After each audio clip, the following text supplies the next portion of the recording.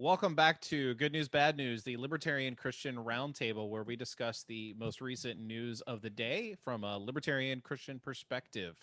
I am joined by Norman, Matthew, and Carrie, and who are familiar faces, of course. So, and their names are and their names are below their faces. So I don't even know why I introduced them because I just have read that. So we're all here.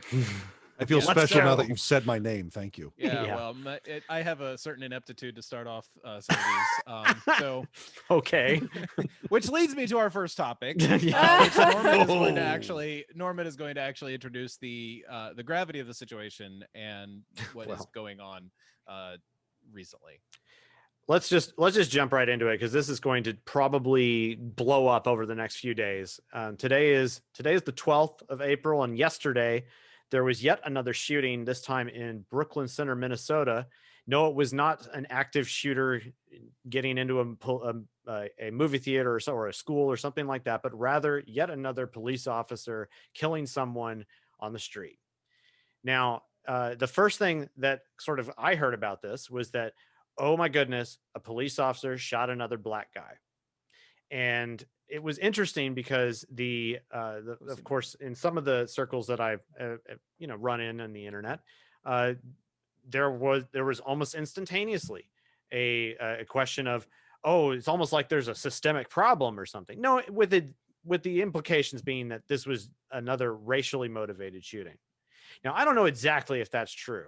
The information that seems to be coming out might point otherwise, but I'll tell you what, this looks absolutely horrible and is beyond stupid from any way you want to cut it. And any way you want to look at it, there's nothing good about it.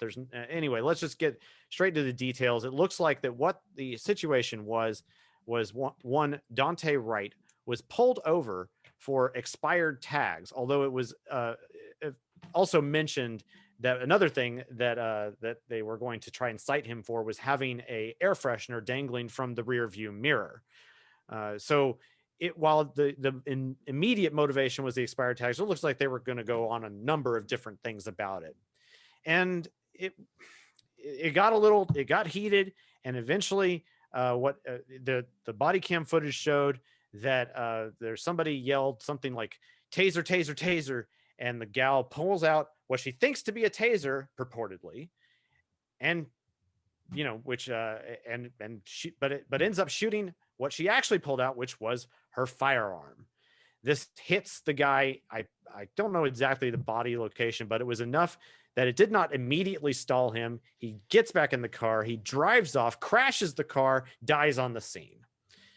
This is absolutely insane when you think about it, and from a number of different perspectives. At least it seems to me, because for one thing, and I think that Reason magazine, which they have their article released this afternoon, was called "Overcriminalization Killed Daunte Wright," and initially they were pointing out more about the air freshener than certainly more about the air freshener than the expired tags, and that was a mistake. They corrected that, but they were still correct about that. All of these things are essentially indicative or symptomatic of an overcriminalized society that we live in.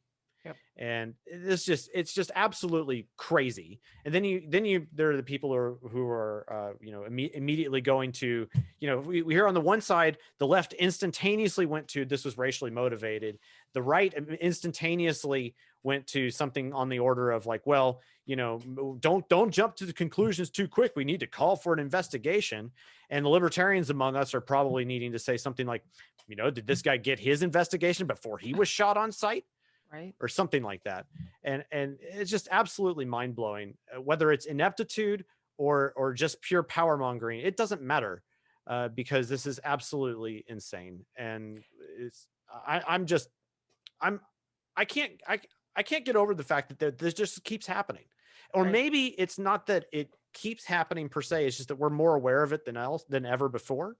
And whether that is because of our more attunement to racial motivations, or if it's just a better attunement to police brutality, which thank goodness for groups like Reason that are bringing this to light more and more and more.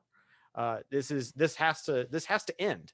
I'm almost to the point of saying, like, the right almost sometimes wants to say, well, the cops are innocent until proven guilty too. But I'm almost ready to go for the other side, that maybe that because of their privilege of position and their qualified immunity and the fact that they have a monopolization of power on top of them that gets to declare them innocent whenever they want, maybe we should be assuming that they're guilty until proven innocent. So I understand that like individuals should be judged on their own merits and whatnot, but this is out of control. Well, sorry, I didn't mean to please cut you go off. ahead. I I can go at this for a while. I'm kind of wondering, for those who think that this was racially motivated, I want to ask you, if the cops didn't have the excuse of saying we can pull somebody over for expired tags or for a dangling air freshener, then this wouldn't have happened. Yeah. So even if there was racism, even if those officers personally were racially motivated, that would have never happened if it wasn't for overcriminalization. Yeah, exactly. So this guy actually has like a bit of a record behind him anyway. And that's another thing that the right's already jumping on. It's like, oh, the guy had misdemeanors and on his head and whatnot. It's like, so what? So what? So what? Yeah. I was actually talking to my father today about all kinds of things. And I correct me if I'm wrong on this, but I heard it said that in the average day of an American just living their life for one day unintentionally breaks at least 6 laws. Yep. And it's not a matter of are you breaking the law? It's what law are they going to get you on? I don't know about the statistic about it, whether it's 6 a day or whatever, but I'll tell you what, the last part is absolutely true. Right.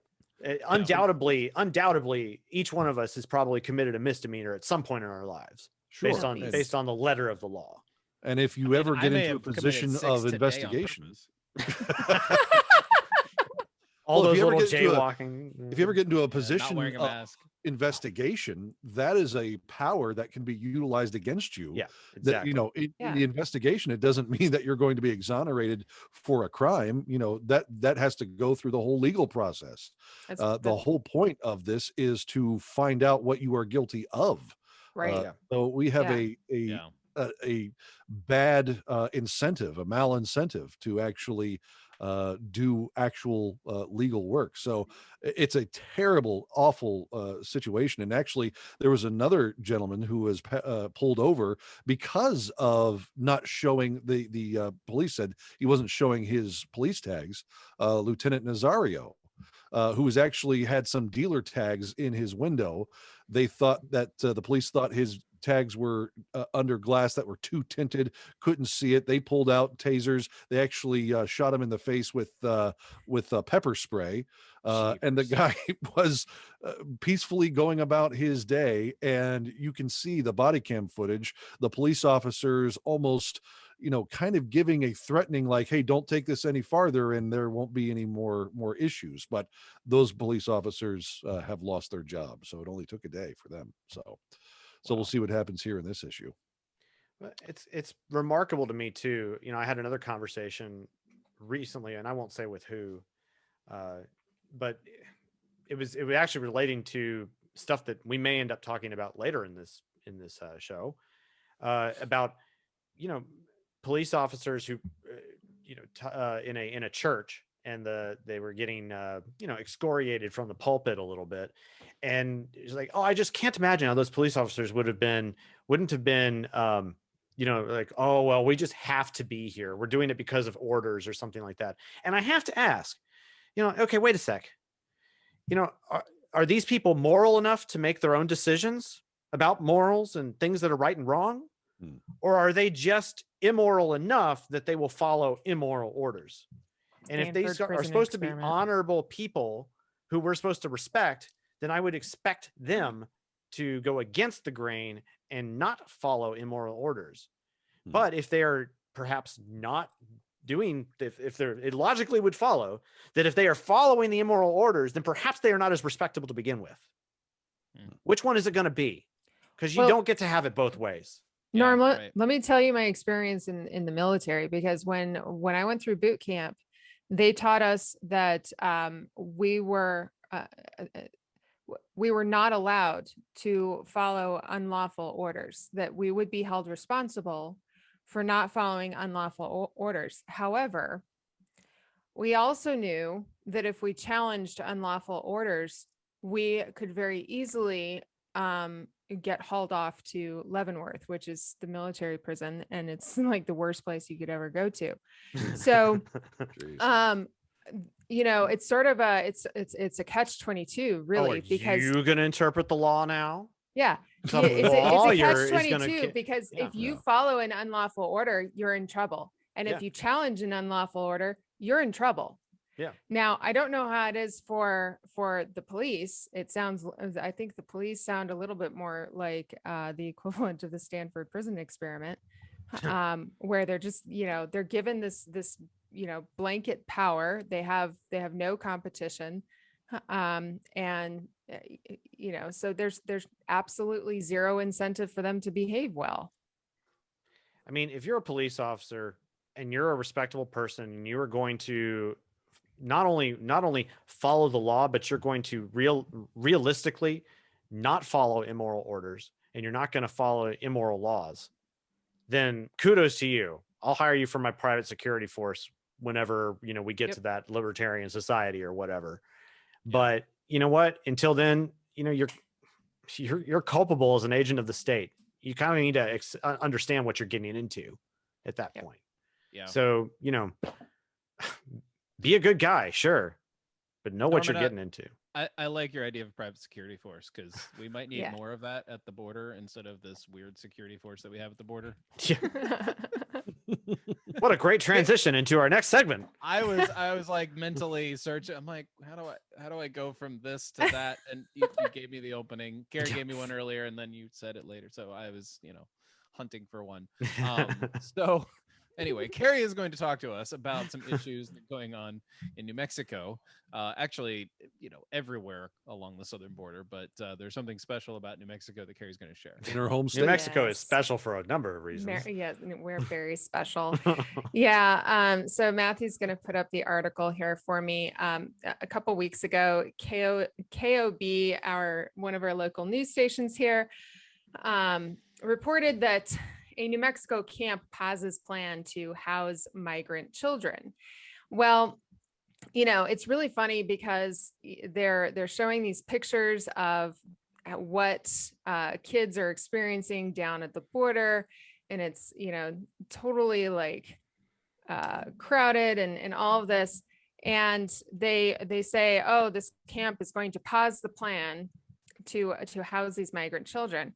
Well, if you read it was 2,400 children that they were planning on housing. And if you read the article, it's not the camp that paused the plan, and it's indefinitely, by the way. It's the federal government who paused the plan. They put the kibosh on this whole thing. And there's no reason given, no explanation for why this is paused. Like, we're talking about, not only children on the border who are separated from their families, but it's now an overcrowding issue. And here you have a New Mexico camp who is planning on offering their services and their facilities to house some of the children, and the feds say no. And they don't give an explanation why. Of course. But I want to show you guys. So this place is called Glorieta, and Matthew's going to show you this is the camp. Glorieta. Look at all those frowning children. Oh my gosh. Talking about Leavenworth. Come on. Right. It looks totally overcrowded. Is that a dungeon right tower? It's a dungeon tower. Is that where they hang the kids upside down? Yeah. Look, they hang the children from their backs. Oh no. And then those aren't real smiles. Those are Photoshop smiles. They fling them across deep pools of infested water. Deep fakes right here. Infested of what? I don't know. But let me just tell you guys, this whole, that's way much better. Right there. Way much better. That's better. Yeah. Oh yeah. That's better than this. They're protected by purple plastic tubing, 3 feet high. I know. Wow, it's really hard to make jokes about all of this. It really is, because it's a coping mechanism. stupidity. It's the only way to sort of make sense of this without being like, you can be angry, which we should be, but it's also, I think it's just that sense of like, okay, we're gonna have to make jokes here, or we're gonna get too angry. Oh my gosh. Well, We and almost yeah, have to. here's the thing: is the people who own the people who own this property. Number one, it's private property and has been private property. It's not owned by the state. Number two, it's owned by evangelicals, white evangelicals. And three, it is a paradise. It is absolute heaven compared to the facilities that the feds are offering those kids down in, makeshift storage bins.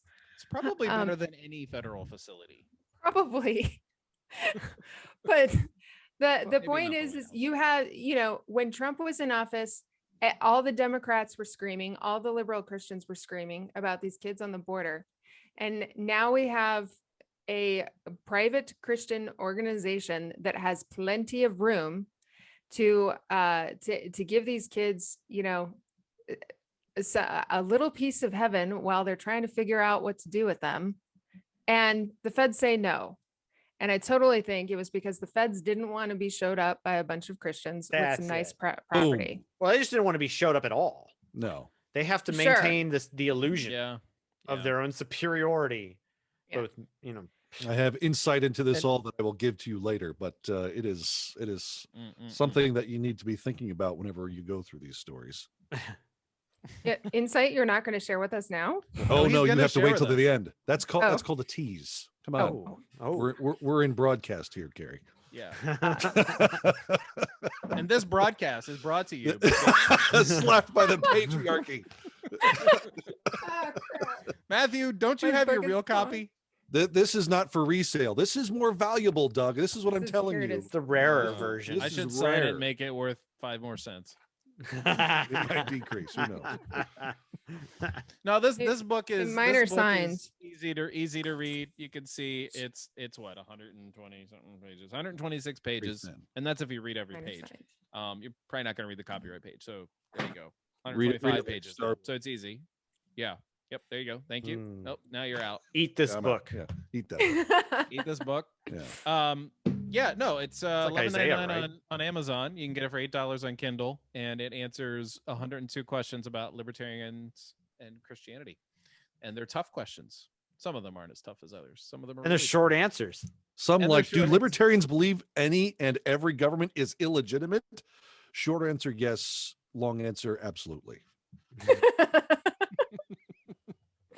My favorite one is the prostitution question. Subtle. Your favorite question is the prostitution question. And pretty soon, Carrie, people will get to hear our conversation about it. I know. Ooh, it's going to be long. We'll get to have a conversation about it. I'm sorry, you're gonna have a conversation about prostitution and not have the resident patriarch about it. Okay. And that's on the Libertarian Christian Podcast, which we're going to have a round two with Matthew. We're going to have to. Yeah, we will. We'll be a teaser. Yep. No, if you really want to know more about the book, we do have the Libertarian Christian Podcast, and you can listen to us talk about the behind-the-scenes making of the book and some of the content. Like, you can actually hear us answer some of the questions in more elaborate ways than what we wrote down in a succinct, here's what you can say to your friends sort of way. So, speaking of our friends to the north and kids in cages, I'm terrible at segues tonight. Matthew's going to talk to us about Christians and churches being in cages in Canada. Yes. Canada. Those out nice in Canada. Oh, Canada. Those nice folk, eh? Hey, out in Alberta, Canada, we have a church out there called Grace Life, and there's a lot of people that are kind of angry because the local authorities put up some fencing around the church. And even the people that were coming out to protest this whole thing actually decided the fact that they weren't even church members, but they were just there to cause trouble. So no church members were here, only Alberta Canadians, man. And they're there trying to tear things down. Look at all that. So peaceful. Canadians. Everybody said sorry after. Yeah, they knocked over a fence and said sorry. Hey, Hey man, you shouldn't All be my- doing that. That church is not to be trifled upon. Sorry about that, bro. All my Canadian right. colleagues are gonna scream me for this. All right, right, But I should at least tell you that it is, Pastor James Coates was in jail for 35 days in a maximum security prison in chains for 35 days. Because he defied the local orders of no churches whatsoever to be open, but they had Easter services anyway. They said, our God and King is higher than you, Alberta, Canada. And Alberta, Canada said, try me. And we'll find out how Alberta, Canada fares out in the final judgment. So we should also know that whenever we're talking about the thing, you have to remember, this is what I was teasing out before, when it comes to churches in cages, children in cages, or not moving them to other facilities, or unlawful, unrighteous deaths by police officers, you have to remember through all of this, the thing is not really about the thing. The thing is about control. And as we're going through our Libertarian Christian podcasts and videos, we try to make this lighthearted, but you have to understand that when you're dealing with anything about the government or anything that sounds crazy or anything that just does not make sense, you have to look at the fact that who in the end is going to try and maintain the control or at least hold on to those reins of power. And that's the issue that you need to fight. Don't fight about the thing, look past the thing and recognize that this is about control more than anything. But what about the virus? Put that out the window. It is about the virus. No more, all the time now. Nothing else. It's the virus. The Stoic philosophers. Ironic that the virus is now the trump card of the left. I'm going to play the virus card. Anyway, go ahead. I think it's kind of interesting to tie what you're saying, Matthew, into some of the stuff that you hear from Stoic philosophers like Epictetus, Seneca, Marcus Aurelius, to where often they implore their readers, or in some sense themselves, as they're often writing in many respects to themselves at times, that you have a sphere or a locus of control about you. Mm-hmm. There are only a certain number of things that you have true control over in your life. Mm-hmm. The first and foremost of which is they will call your ruling reason. Mm-hmm. That is that you have control over your own mind. The choices that you make there ripple out into the world around you. And this, I think, plays very well into the type of philosophy that we hear from folks like Jeff Tucker or others in our libertarian circles, who we talk about, we may not be able to change everything about the world around us, but what we can do is we can make one improved unit in the world. That's me. I can change me. Yeah. And then the more you can expand out of that to your sphere of influence, your locus of what you can influence, the better off you're going to be. But you have to start inward. Yep. And that's, again, pretty congruent with the Christian philosophy as well. Work out your salvation with fear and trembling. Yep. Yeah. And it's interesting. Yeah. Working out your salvation, like that has to start with you. Like if you suddenly try to gain the whole world, yet forfeit your soul, what have you done? Mm-hmm. Yeah. Nothing. Yeah. So consider that as we go forward here, that all these things that we talk about, we don't have a lot of necessarily, influence over policy that's coming out of DC right now, but we can try to shift ourselves. Mm-hmm. We can change who we are. And then if we can just, maybe go from our one improved unit to maybe improving a quarter of a unit somewhere else. And then a quarter. When it comes to somebody trying to control you, just say no. Yep. Well, I would say that is a good way to end. And thank you for joining us. We try to do these every 2 weeks. If you want more from the Libertarian Christian Institute, subscribe. And of course not. Of course they would. Subscribe to the YouTube channel, but also find us, the Libertarian Christian Podcast, on all of your podcatchers. That's such an awkward word to say. Find us on iTunes, Spotify, Podcast Addict, whatever you want to do. Podcast Addict. Addict. Or Podcast Basement. I mean, you know, There's one of those two somewhere, I'm sure. we're just gonna say no to. We're more gonna jokes stay. about We're gonna. this. Yeah, we're done now. Startup